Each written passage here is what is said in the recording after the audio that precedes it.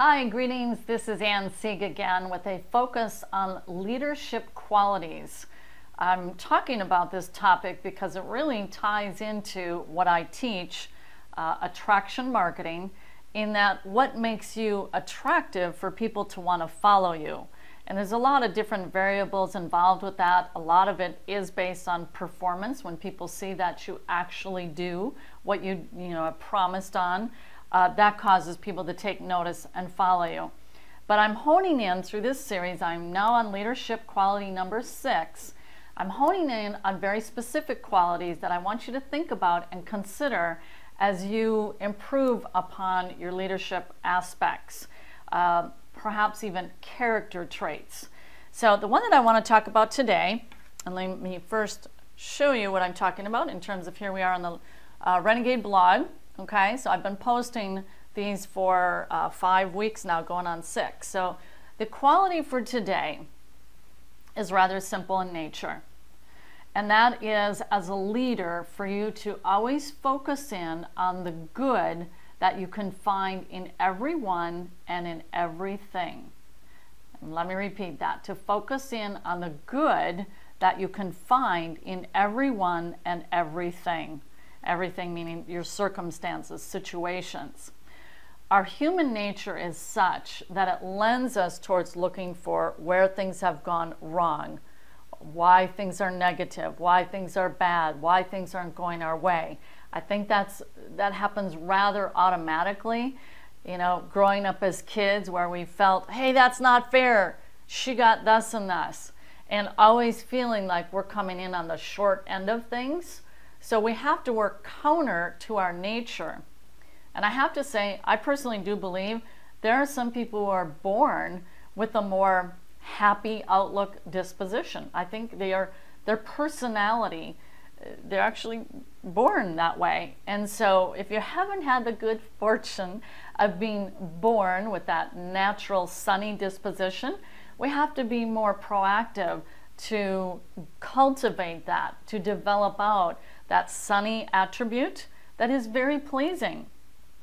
Because a lot of life is about struggle for whatever. I mean, we have struggle and challenge, and it seems like the human existence is wrapped around struggle, victory over one struggle to the next.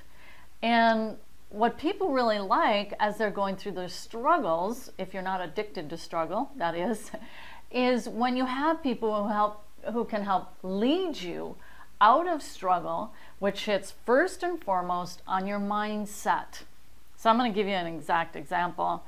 My husband and I owned a windshield repair and replacement business for 12 years.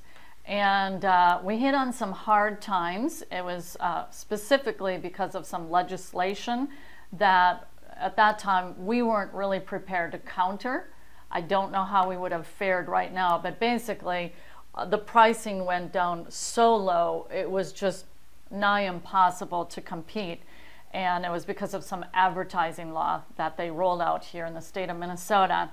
But all to say, it was a painful 2.5-year death spiral when we went through kind of these dying phases of our business, kind of like, Kubler-Ross has written about the 5 phases of death, and denial, and on through the different phases. I don't have them memorized, but it's that way with the business, I can assure you, because that business you treat like your child, like your baby. It's your sustenance. And on top of it, my husband really, really enjoyed that business. He liked it a lot. He loved servicing his clients, his customers. He had different dealership accounts. He really enjoyed it. He loved the work. So that made it all the more painful because he really liked it. But I remember, just like this happened yesterday, you know how that is, you have those defining moments. And I remember going to our CPA, down in our spirits, our heads, our demeanor, our, just, it was tough. It was tough. And I remember our CPA saying, "You'll land on your feet. It'll all be good."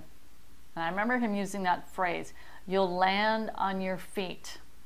It was such an apt phrase because you feel like you're a tumbleweed. You're just in this tumbleweed experience of your emotions and just cloaking your physique, and you feel. I felt so badly for my husband, and then watching him lose his business, and I, of course, was his partner, helping him with that. But that's how he felt, just this tumbleweed. And he says, "You'll land on your feet," and he said it with such confidence, like it was a given. And when he said that, it didn't feel like a given. It really didn't. It felt like we're going to not only tumble across, but we're going to get run over by a semi, and that would be the end of that tumbleweed. But that tumbleweed did get resurrected, because that was right before, as we transitioned into internet marketing.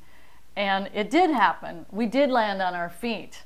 But it was those words of encouragement, looking for the good in everyone and everything. Again, some people are a little more wired towards this, to do that. Others of us, not so much. So it would be prudent, it'd be a wise thing to flex the goodness muscle and be focused more on the goodness in people, in situations, rather than the negative. Because people will come to you like in a dry and thirsty, parched desert. They will come to you when you are the person that can look for the goodness in every situation, showing that silver lining and really meaning it. Because I could tell our CPA, he was showing confidence in us that I know he really meant, because he had seen we had done it once. He's probably thinking, you got the goods, you're going to do it again. And that meant a lot. The other person in my life where I felt that in a very memorable way was my father-in-law, where when we would have difficult situations, he would always without exception, never without fail, focus on the good and how we were going to come out on the winning end, and just always being that encourager. And it meant a lot to me. And so that's my encouragement. Look for the goodness in everyone and everything.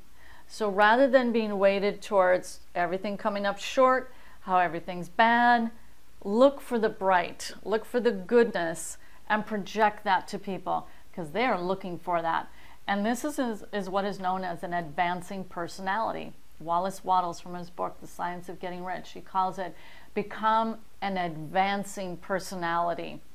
You advance, you speed forward people's lives by always looking for the goodness. They'll love you for it. So that's my encouragement. Leadership quality number 6 is always to look for the goodness in everyone and everything. Share with me below, perhaps just today, this very moment that you've watched this video, share some goodness factor with me, whether about yourself or with another person, a situation. Let the light shine on the goodness that you see in everyone and everything. All right, thanks for watching, and I will see you in the next video for leadership quality number 7.